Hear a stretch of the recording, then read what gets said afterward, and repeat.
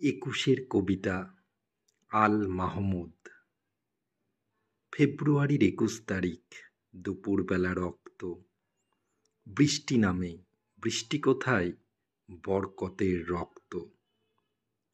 হাজার যুগের সূর্যতাপে জ্বলবে এমন লাল যে, সেই লোহিতেই লাল হয়েছে কৃষ্ণচূড়ার ডাল যে। প্রভাত ফেরির মিছিল যাবে, ছড়াও ফুলের বন্যা, বিষাদ গীতি গাইছে পথে তিতুমিরের কন্যা।